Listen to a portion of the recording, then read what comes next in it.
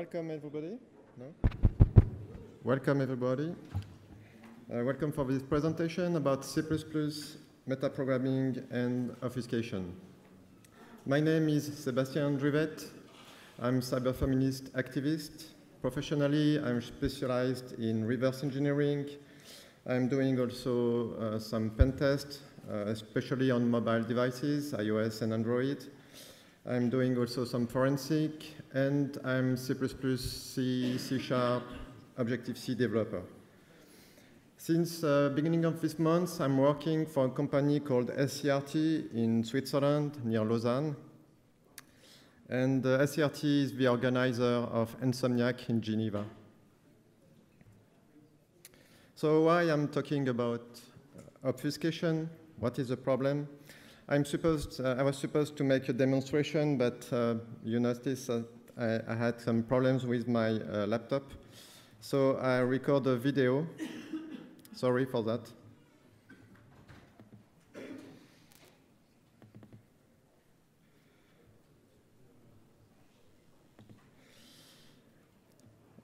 This is IDA. IDA is perhaps the best decompiler and disassembler.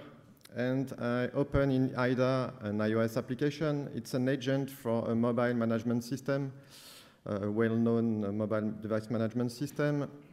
And mobile device management systems are there to enforce company policies. And in this case, it makes jailbreak detection, and it enforces the integrity of the device. And I will show you how to find the code responsible for this detection. So I will start the video. So this is IDA.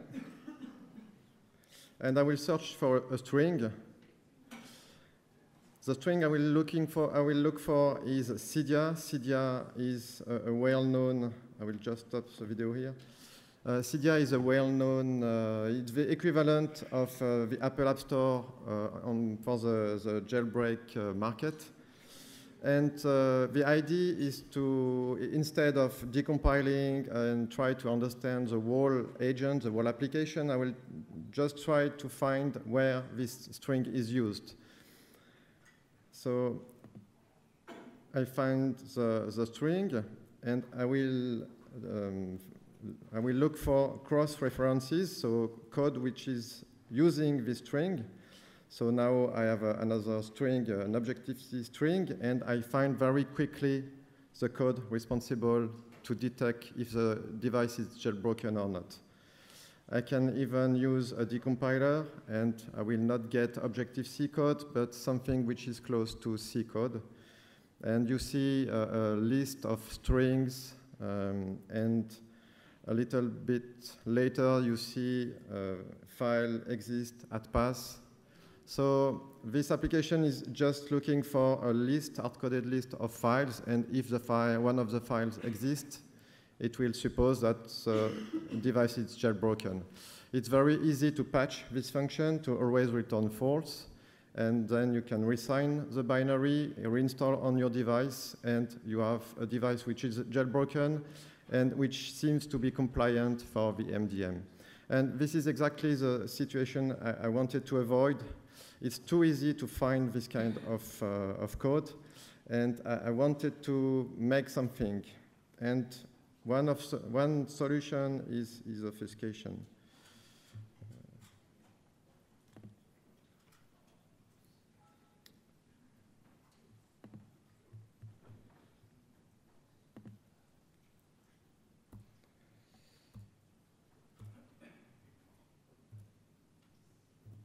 Sorry. So what is obfuscation? If you take a software, an application, for example, in this case, the application will be called Katy Perry, and you have an obfuscator O, which is like a mathematical function, and you apply this obfuscator to Katy Perry, and you get another Katy Perry. It's still Katy Perry. It's really Katy Perry. It has almost the same semantics. almost the same side effects. Perhaps it's a little bit slower or things like that. And it's obfuscated. In a more formal way, obfuscation is a deliberate act of creating source code or machine code difficult for a human to understand, and it implies that it's not difficult for a machine to understand and to execute. There are different classes of obfuscator. You can transform the source code and you can transform the binary code. It corresponds more or less to the different phases of a compiler between the front end and the back end. And inside the first class, source code transformation, you can manually make the obfuscation, but it's difficult to manage. After, it's difficult to debug the application. You can use a preprocessor. You automate for example, for strings literals to obfuscate or encrypt string literals, you can try to make a list, and your preprocessor will replace each string by another one, etc. But it's not very easy to manage, and it's very difficult for the developer to debug. And you have also abstract syntax tree obfuscators. When you compile, it depends on the language, but normally when you compile source code, it generates an intermediate representation of the source code, which is independent of the platform. And you can obfuscate code at this level. And for some languages, you have more phases, more possibilities. And C++ is a case. You have C++ template instantiation, and I will use that for obfuscation. Before going into an implementation, I will explain a little bit what is C++ templates. If I take an example of a stack of objects, I want to develop a class, some code to represent such a stack of objects. You have two methods: push, to push an object on the top of the stack, and you have pop, to remove the object on the top of the stack. So if I try to make a class representing a stack of anything, I'm declaring my class with struct. It's almost the equivalent of class.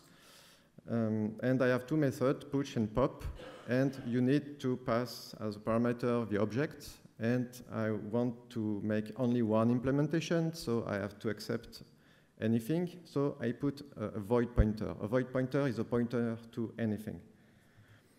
And to use my stack, it's simple. For example, I instantiate a class called singer, and I put this in a variable called Britney Spears. I can push Britney Spears on the stack, and later in my code, I can retrieve this object. I can call a method of singer, a singer sing, and it's working because in this case, the singer is Britney Spears. If I take another example, this time I instantiate an apple, and I put my apple on the stack, on the same stack. It's possible because I'm accepting anything.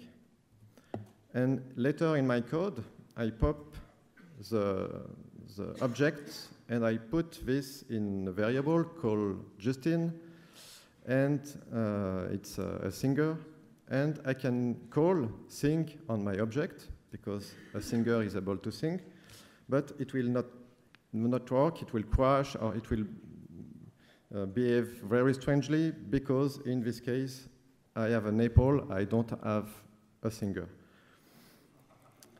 This is exactly why C++ templates have been designed. It's to avoid this kind of situation. The goal is to have only one implementation which you can apply to any object, but with type safety. So instead of declaring a void pointer as a parameter, you declare a template for a type name called T. You can put any name. The convention is to put only one letter and in uppercase. And you replace your void by T.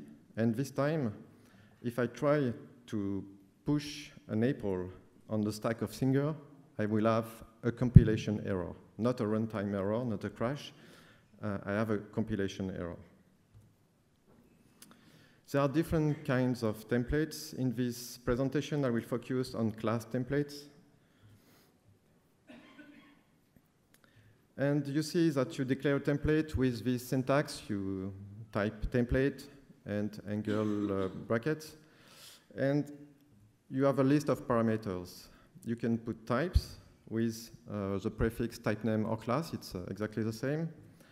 Or you can have integral types, like integers, short, long, enumerations, etc. It's not working with double and float because they are not integral data, integral types. You can also put pointers and references, and you can also pass as a parameter another template. You have a template of a template. It's sometimes used, but it's not very often. I will give an example of a class with an integral parameter. For example, I'm trying to represent the Fibonacci sequence at compile time, not at runtime, at compile time. The Fibonacci sequence is related to the gold number and things like that. It's simply the sum of the previous two items in the sequence.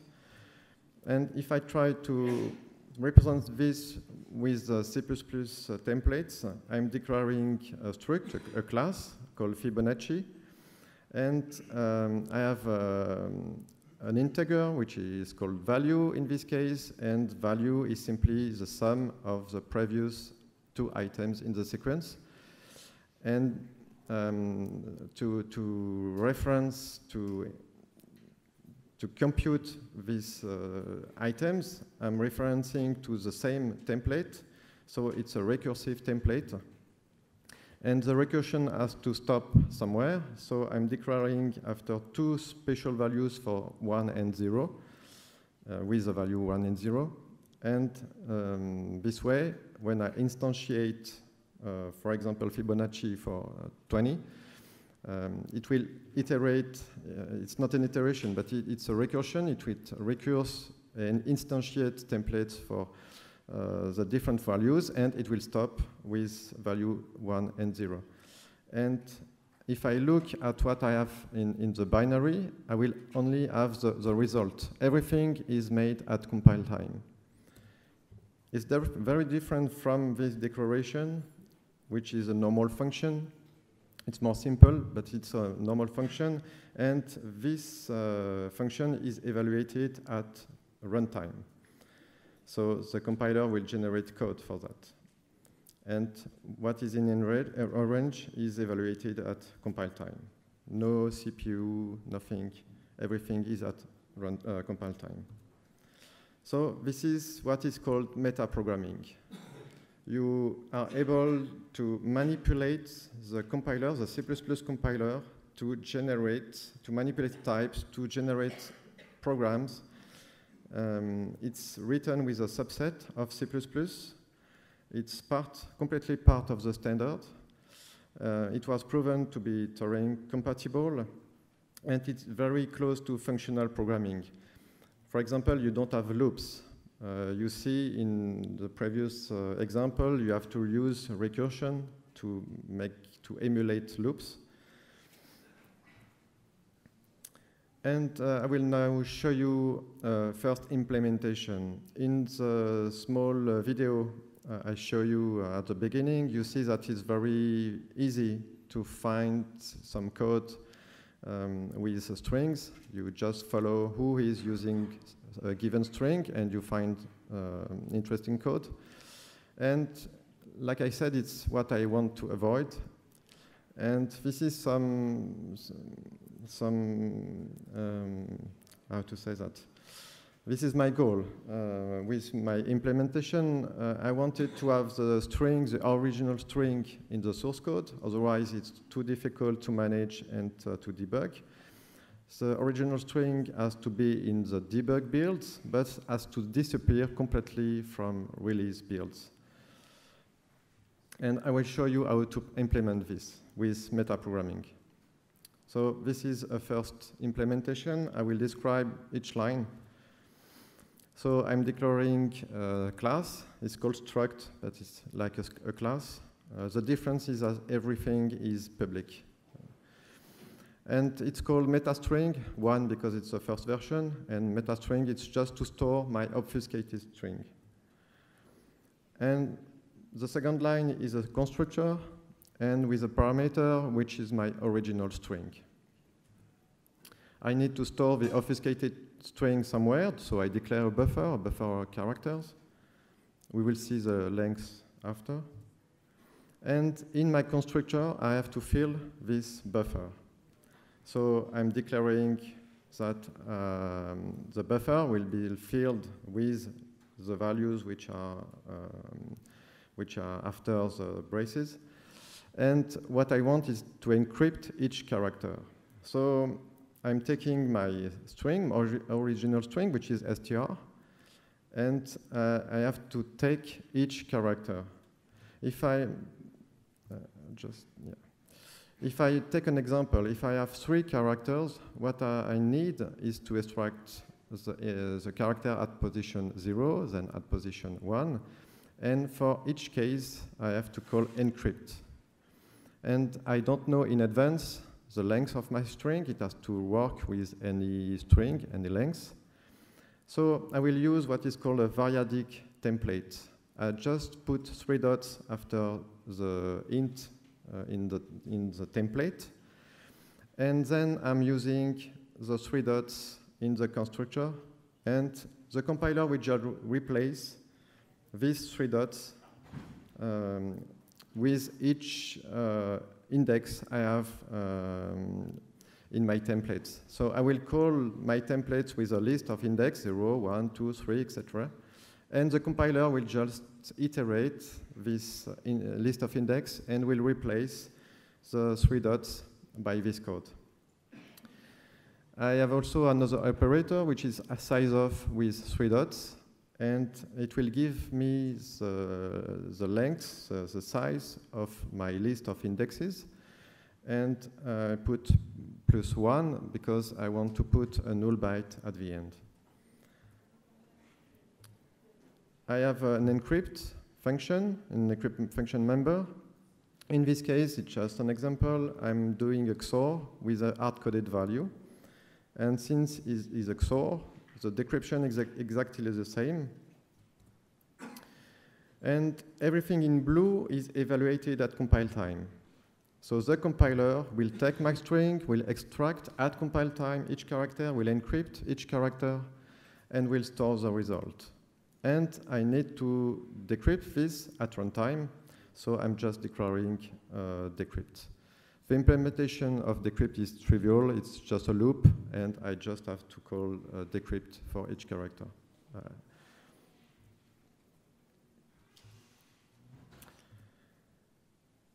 And to use this string, I'm declaring a macro, and you see a list of index, and so it will create an instance of this class with original string, and then I call decrypt.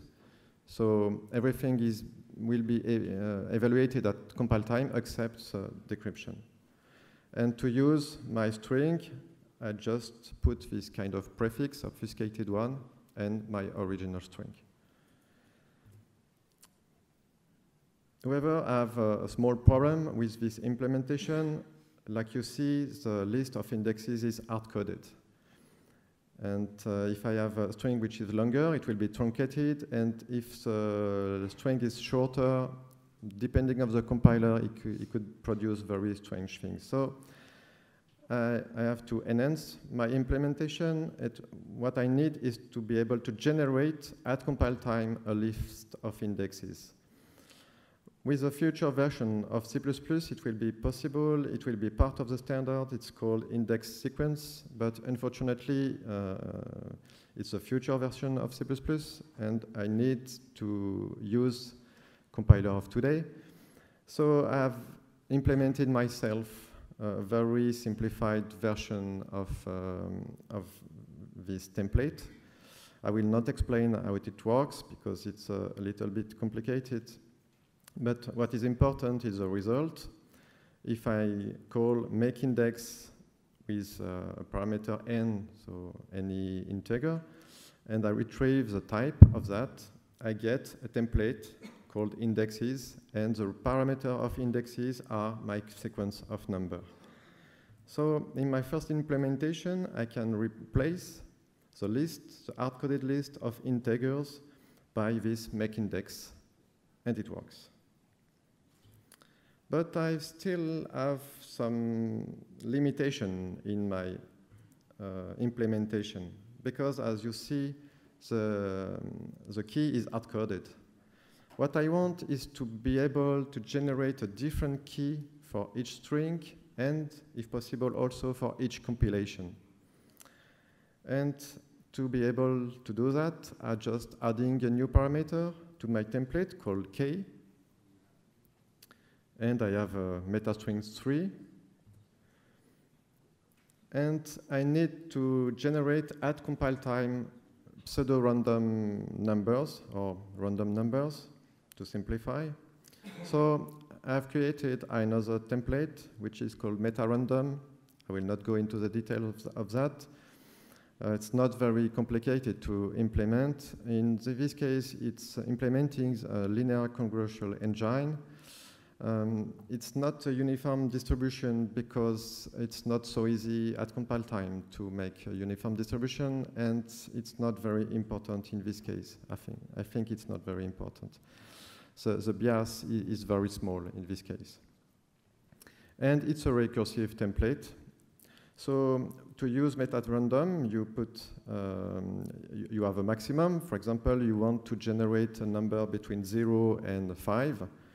You will put 6 for m, because you generate a random number in a set of 6 possibility. And to get the first random number, you just call the template with n equals 0, etc. And in the case of when the n is 0, I need a seed. It's not a true random number generator. It's a pseudo-random number generator, so I need a seed. And the seed has to be different for each compilation.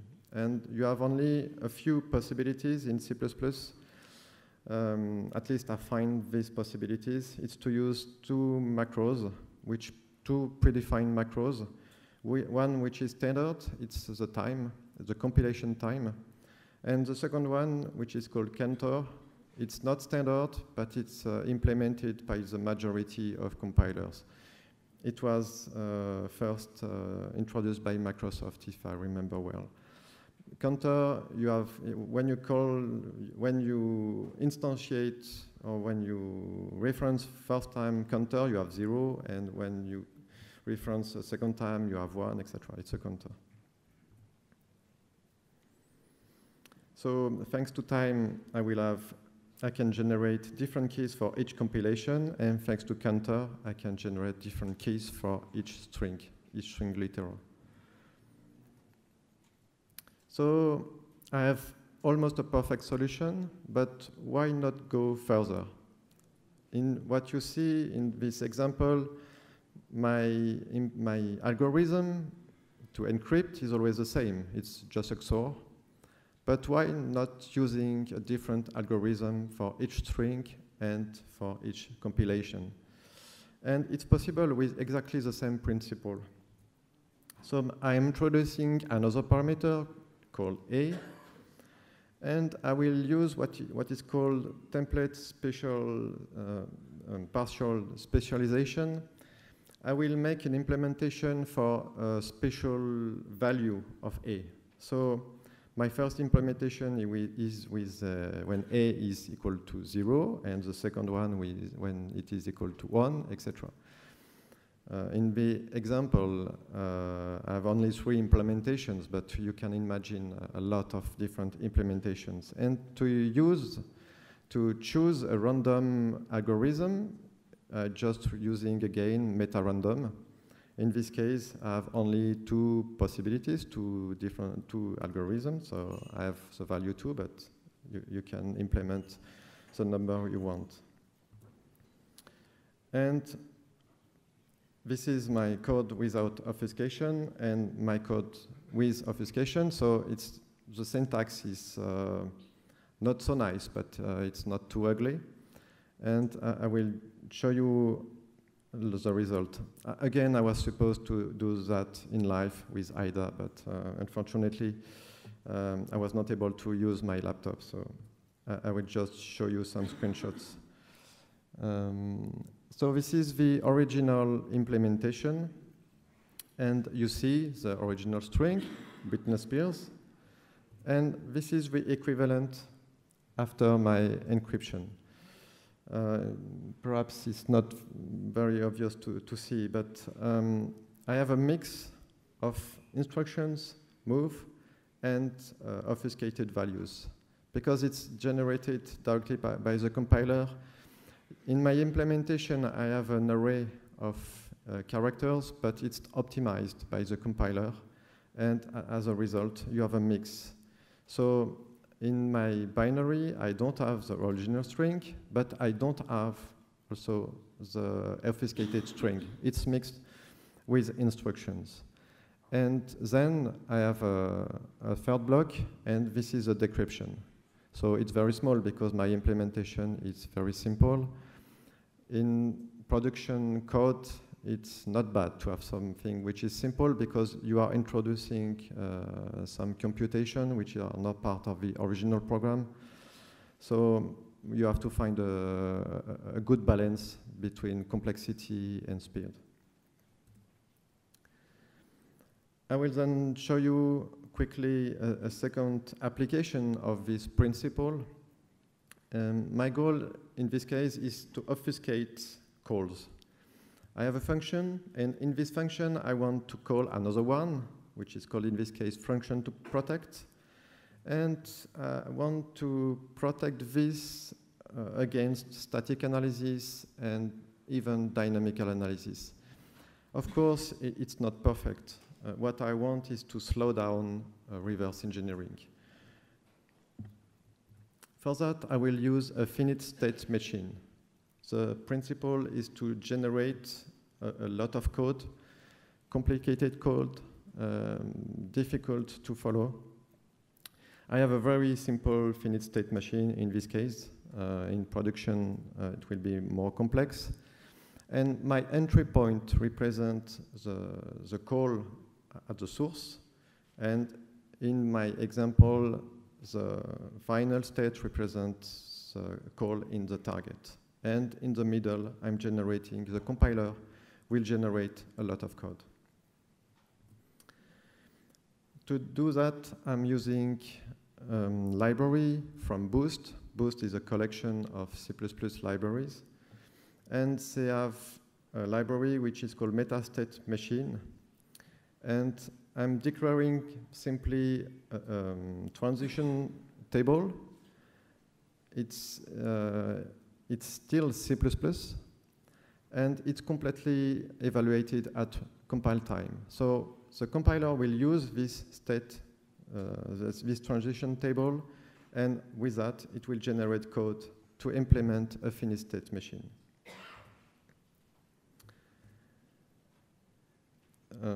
Things like state or events are classes.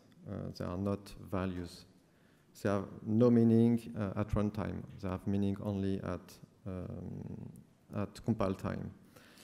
And to use my obfuscated call, again, I have introduced a macro. And normally, you call the function, you type the name of the function, you put a parenthesis, and you have the parameters. With my obfuscated call, you have to put this prefix obfuscated call, and the name of the function is the first parameter of what is look like a function. So the syntax is not so nice, but in my point of view, it's not too ugly. And if you want to combine the obfuscation of the call and the obfuscation of the parameters, you have the last line. So this is the code without obfuscation. You simply, you don't, in this case, you don't have an actual call, it's a jump because it was optimized by the compiler, but it's equivalent. And if I take the example of my obfuscated call, it's only a small subset of the code generated by the compiler. In my implementation, I have even obfuscated the address of the target, because in IDA you see that it's very easy. IDA is able to compute cross-references. So if I have the address somewhere, it will find it, and I will be able to make static analysis and to know who is actually calling this function. So I obfuscate, it's simply a shift of the value. And using the same principles, it's possible to go even further. Like I said, I have obfuscated the address of the target. It's possible also to use several different finite state machines. It's exactly the same thing like for the metastring, for the string obfuscation. I can define a set of finite state machine, and at compile time, the compiler will choose one randomly. And you can imagine that it becomes more complex for a reverser to be able to reverse. It's still possible, but it's far more complex. And something which is interesting with finite state machines is that you can combine transitions with values like debugger detection or virtual machine detection. So in a transition, when you execute the finite state machine, if it detects that debugger, for example, is running, it will follow a different path in the finite state machine. And you can enter a loop, infinite loop, for example, or something like that. Some words about compilers support. What I've implemented is well supported by Apple LLVM, like C-Link. Even the latest version, it's well supported by the normal LLVM. It's also supported with GCC and the Intel C++ compiler. For Intel, I think that you have to use the latest version. Unfortunately, it's not supported with Visual Studio because the Visual Studio is not supporting well C++11. They have a lot of difficulties to implement constant expression which are evaluated at compile time only. It's an old compiler, and apparently there are some difficulties. Even in the latest version, the technical preview one, it's still not working.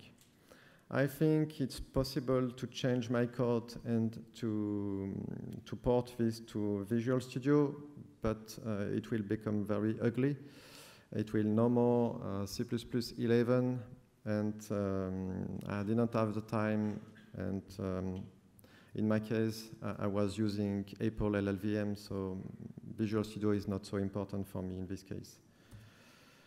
You have to be careful with your compiler options, because if you are not paying attention, the compiler may generate some debug code, and in the debug code you will have the original string, for example. So it's important to use in release the right options. With the GCC, it's not C++11 by default. You have to specify this on the command line, and you have to use optimization function. I think that I have a mistake. It's not S, it's -S. For Xcode, you just have to check the deployment preprocessing. Otherwise, a lot of optimization are not applied to the binary code. In some cases, it's better to disable RTTI. In C++, you are able to, at runtime, you are able to know the exact type you have. You are able to interrogate your own type system, and it will generate a lot of information for attackers. Unfortunately, my finite state machine implementation is using RTTI, so it's possible to remove them for obfuscated string, but not to obfuscate calls.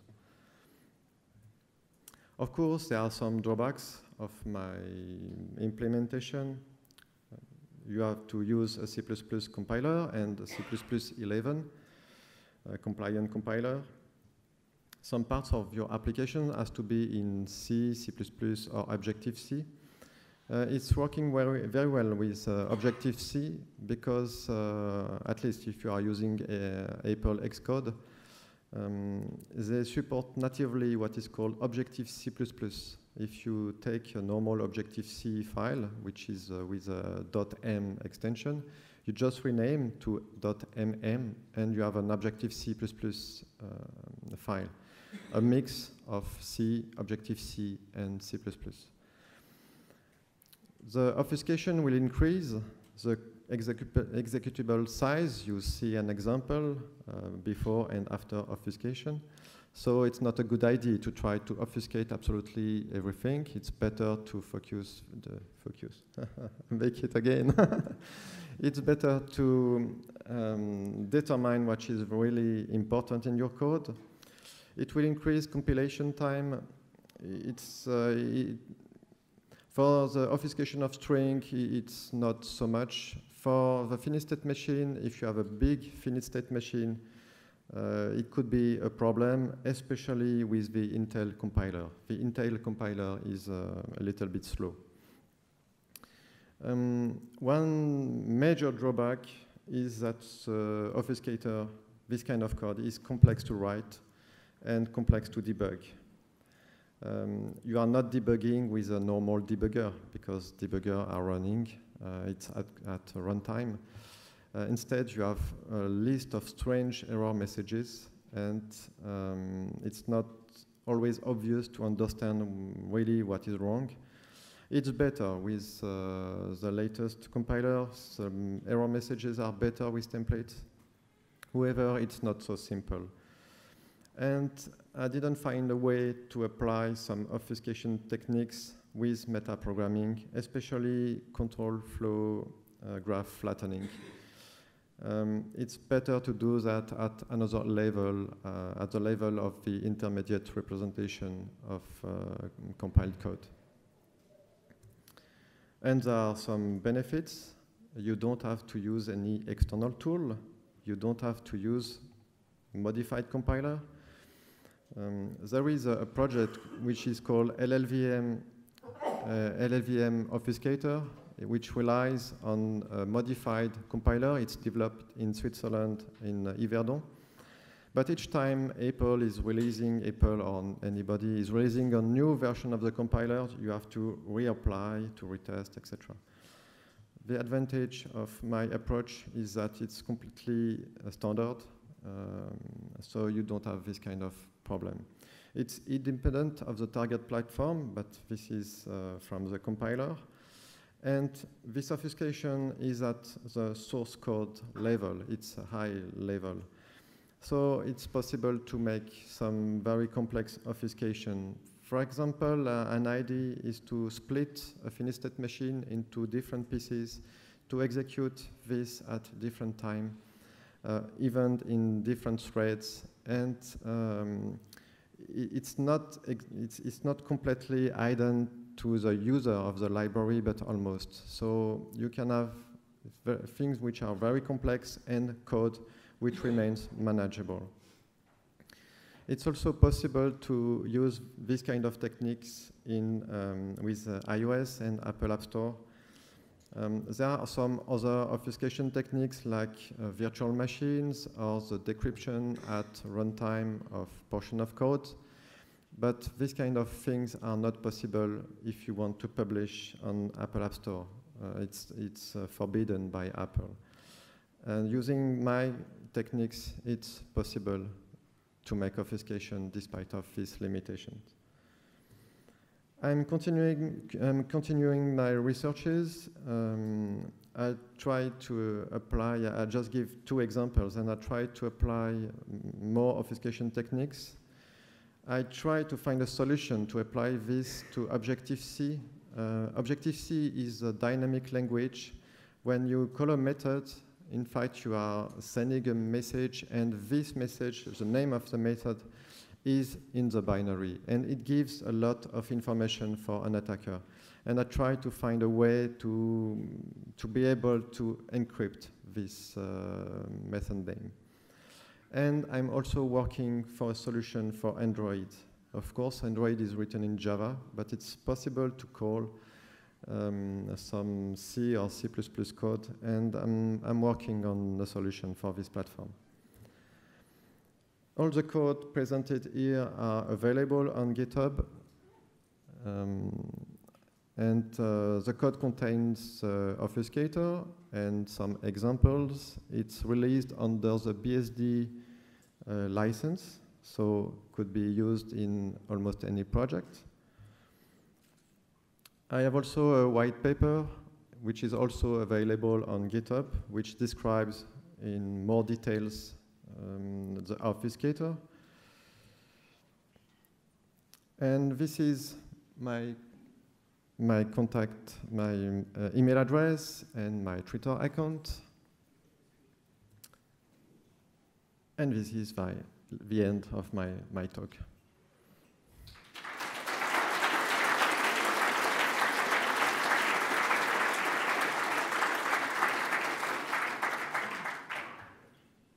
Any question? No? Okay, thank you. No? Ah, okay. What's the impact on compile time? Sorry, can you repeat? What's the impact on compile time? It's very dependent of the compiler. Frankly, I don't have any clear numbers because it depends. If you are applying these techniques to the code everywhere, of course you have some impact. What I see is that with Apple LLVM, it's not noticeable, but for Intel compiler, it will increase, it will double the compile time with a finished state machine. Another question?